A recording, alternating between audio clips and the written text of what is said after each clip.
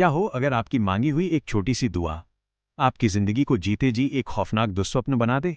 एक ऐसी जादुई चीज जो आपको वही देती है जो आप मांगते हैं, लेकिन बदले में छीन लेती है आपकी आत्मा, आपकी समझदारी और आपकी जान। बेयर नाम के एक मामूली लड़के ने बस यही चाहा था कि उसकी मनपसंद लड़की उससे पागलों की तरह प्यार करे। कहानी की शुरुआत होती है एक पुराने और बिखरे हुए घर से। हमारा मुख्य किरदार है बेयर, बैरन। बेयर 25 साल का एक ऐसा नौजवान है जिसमें आत्मविश्वास नाम की कोई चीज नहीं है। वो टीवी पर पुरानी प्रेम कहानियां देखकर अपने लिए भी वैसे ही प्यार का सपना देखता रहता है। लेकिन उसकी कड़वी सच्चाई ये है कि उसके कमरे के ठीक बीच में एक मरी हुई बिल्ली पड़ी है, जिसे हटाने की भी उसमें हिम्मत नहीं है। उसके दिमाग पर सिर्फ एक ही लड़की हावी है, निकी। निकी उसकी सबसे अच्छी दोस्त है, जिससे बेयर पिछले 6-7 सालों से चुपचाप और दीवानों की तरह प्यार करता आ रहा है। एक शाम बेयर, निकी और उनके बाकी दोस्त इयान और सारा एक लोकल बार में ट्रिविया नाइट के लिए मिलते हैं। बार में बेयर पूरी कोशिश करता है कि वो निकी का ध्यान अपनी तरफ खींच सके, लेकिन निकी उसे हमेशा सिर्फ एक दोस्त ही मानती है। इयान, जो उनका चतुर दोस्त है, वो बेयर को सलाह देता है, इतने भावुक मत बनो बेयर, लड़कियों को थोड़ा छेड़ा करो। लेकिन जब बेयर निकी को गाड़ी से उसके घर छोड़ने जाता है तो कार में दोनों के बीच गहरी बातें होती हैं।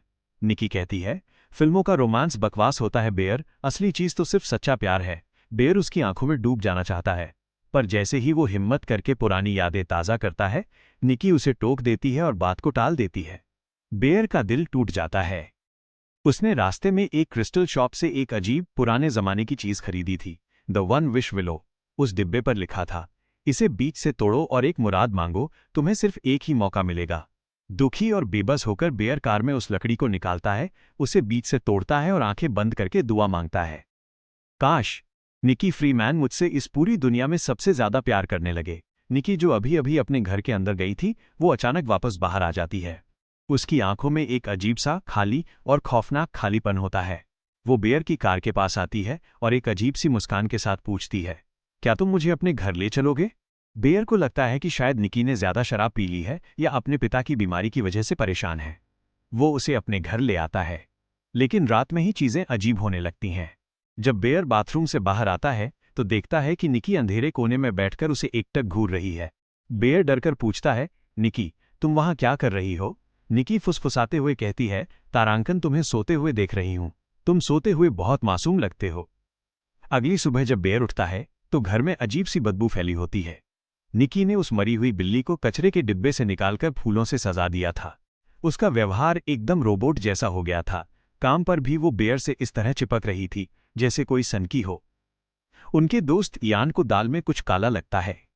इयान चोरी छिपे पता लगाता है कि निकी के पिता बिल्कुल ठीक है, उन्हें कोई बीमारी नहीं है। इयान बेयर को चेतावनी देता है, तारांकन भाई, ये लड़की बिल्कुल सामान्य नहीं लग रही। ये मानसिक रूप से अस्वस्थ है, इससे दूर रहो।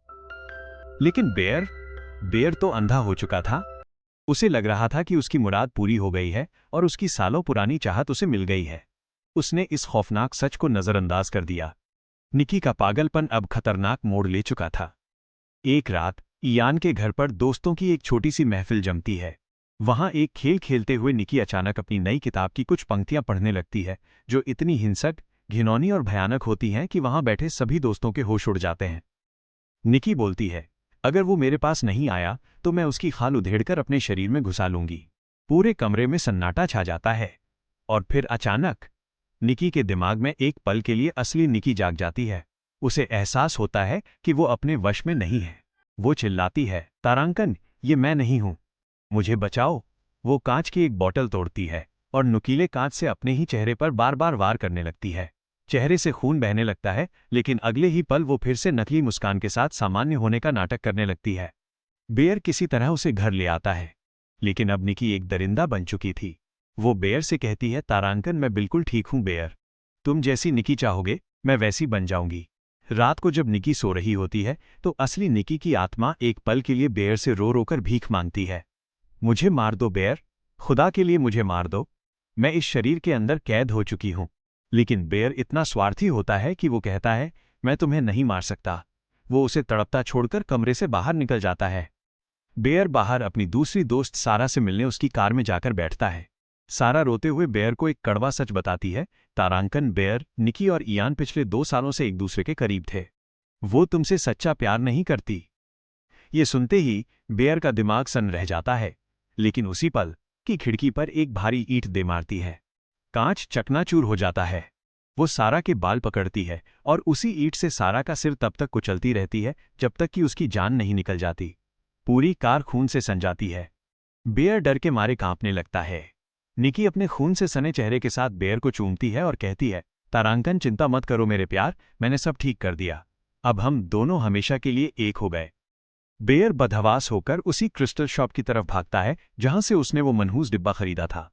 वो दुकानदार पर चिल्लाता है, तारांकन मुझे दूसरा डिब्बा दो, मुझे इस श्राप को खत्म करना है। दुकानदार शांति से जवाब देता है, तारांकन तुम दूसरी दुआ नहीं मांग सकते। कुदरत का नियम बदला नहीं जा सकता। तुमने जो मांगा था अब तुम्हें उसका अंजाम भुगतना ही होगा। बेयर बौखलाकर वहां से बचे हुए जादुई डिब्बे चुराता है और इयान के घर पहुंचता है। वो इयान से मिन्नतें करता है, इयान तुम इस लकड़ी को तोड़कर ये दुआ मांगो कि बेयर ने कभी कोई मुराद मांगी ही ना हो। लेकिन इयान को लगता है कि बेयर पागल हो गया है। इयान मजाक मजाक में लकड़ी तोड़ता है और कहता है, मुझे तो $1 अरब चाहिए, और अचानक छत से नोटों की बारिश होने लगती है। दुआ सच थी, लेकिन इयान ने अपनी बेवकूफ़ी में वो अकेला मौका भी गंवा दिया। बेयर जब अपने घर लौटता है तो घर का नज़ारा देखकर उसके होश उड़ जाते हैं। पूरे घर को किसी मंदिर की तरह सजाया गया था, जहां बेयर की तस्वीरें टंगी थीं। कमरे के कोने में सारा की खून से लथपथ लाश बैठी हुई थी और निकी ने सारा के शरीर के टैटू अपने जिस्म पर खुद खरोंचकर बना लिए थे। इयान दौड़ता हुआ बेयर के घर आता है, लेकिन निकी बिना कुछ सोचे समझे इयान के सिर में गोली मार देती है। निकी बंदूक बेयर की तरफ तानकर चिल्लाती है, तारांकन चिल्लाकर कहो कि तुम मुझसे प्यार करते हो, वरना मैं अपना सिर उड़ा लूंगी। बेयर रोते हुए और डर से कांपते हुए कहता है, तारांकन मैं तुमसे प्यार करता हूं निकी, मैं सिर्फ तुमसे प्यार करता हूं। बेयर समझ जाता है कि इस खौफनाक नर्क से निकलने का अब सिर्फ एक ही रास्ता बचा है। वो बहाना बनाकर बाथरूम में जाता है और अंदर से कुंडी लगा लेता है। वो आईने में अपना खौफजदा चेहरा देखता है। उसके पास बंदूक भी होती है, लेकिन वो गोली नहीं चलाता। वो शेल्फ में रखी सारी की सारी जहरीली गोलियां एक साथ निगल लेता है। जैसे ही जहर उसके जिस्म में फैलने लगता है, एक अजीब सा जादुई एहसास फिर से हावी होने लगता है। बेयर को महसूस होता है कि वो और निकी किसी रोमांटिक फिल्म के नायक नायिका हैं। वो लड़खड़ाते हुए बाहर आता है। दोनों एक दूसरे को देखकर मुस्कुराते हैं।